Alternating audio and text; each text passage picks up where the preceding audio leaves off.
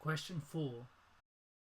Figure 1 shows a sketch of part of the curve with equation y equals g of x, where g of x is equal to the modulus of 4e to the 2x minus 25, and x is a member of the real numbers. The curve cuts the y-axis at the point A and meets the x-axis at the point B. The curve has an asymptote y equals k, where k is a constant as shown in figure 1. A asks us to find, given each answer in its simplest form, part 1, the y-coordinate of the point A, part 2, the x-coordinate of the point B, and part 3, the value of the constant k. To find the y-coordinate of the point A, or the y-intercept of any curve, we set x equal to 0. So we get g of 0 equals the modulus of 4e to the 2 times 0 minus 25. 2 times 0 is 0, so we have modulus of 4e to the 0 minus 25. E to the 0 is 1, times by 4 is 4. So we have the modulus of 4 minus 25, which is the modulus of minus 21. The modulus takes the positive of everything inside it, so the final answer is 21. For the second part, to find the exact x-coordinate of the point B, like with any curve, to find the x-intercept of this curve, we have to set y equals to 0. So in this case, g of x equal to 0. So we get 0 equals the modulus of 4e to the 2x minus 25, which gives us 4e to the 2x minus 25 equal to 0. We can move the 25 over to the other side and divide by the 4 to get. Taking the logs of both sides, or ln, gives us ln e to the 2x equals ln 25 over 4.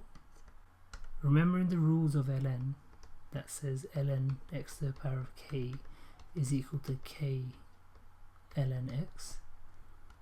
We know that we can bring this power to the front to get 2x ln e equals ln 25 over 4.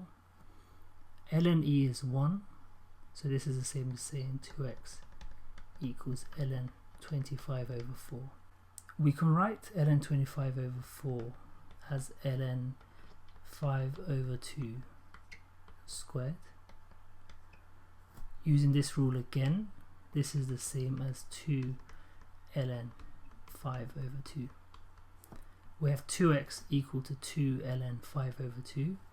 Therefore, dividing both sides by 2 gives us x equals ln 5 over 2. For part 3, finding the value of the constant k, the best way to show this may be in the form of sketches.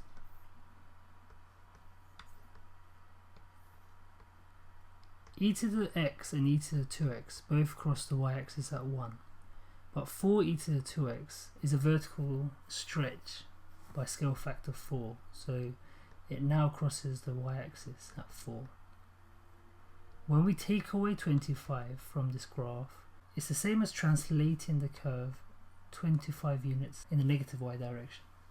So the curve moves down 25 units. So instead of crossing the y-axis at 4, it will now cross the y-axis at minus 21. Originally, the x-axis, so the line y equals 0, was the asymptote, but because the whole graph has translated down 25 units, this asymptote now becomes y equals minus 25. When we take the modulus of this graph, we reflect everything that's below the x-axis to go above the x-axis. This was what it originally looked like, but now this region will be reflected, so it looks like this. The asymptote, which was at y equals minus 25, is also reflected to give us the new and final asymptote that we have in the question, y equals 25. Therefore k is equal to 25. We have now also shown part A here again. So the y-intercept was at minus 21, However, when we reflect this in the x-axis, the y-intercept now becomes plus 21. Continuing with this question, the equation g of x equals 2x plus 43 has a positive root at x equals alpha.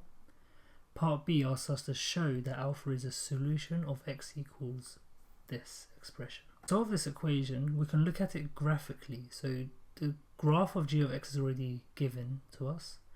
On the same graph, if we plot y equals 2x plus 43,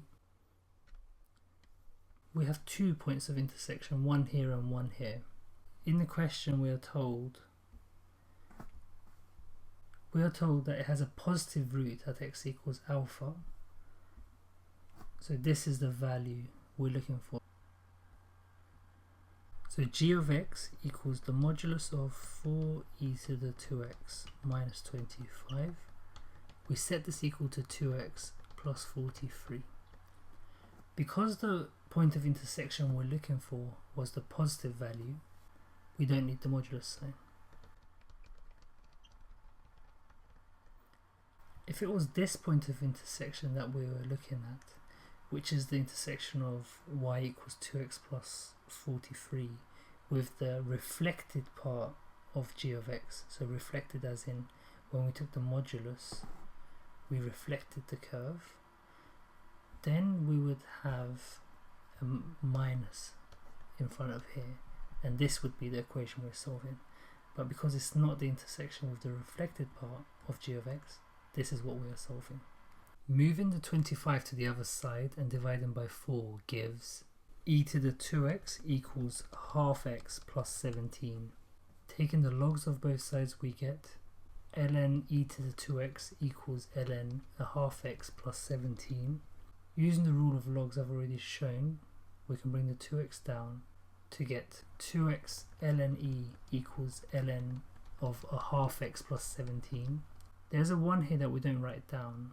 ln and e are inverses of each other, so they cancel out to give us the 1, which is 2x times 1, which is still 2x.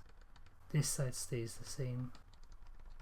And the final step is to divide by 2.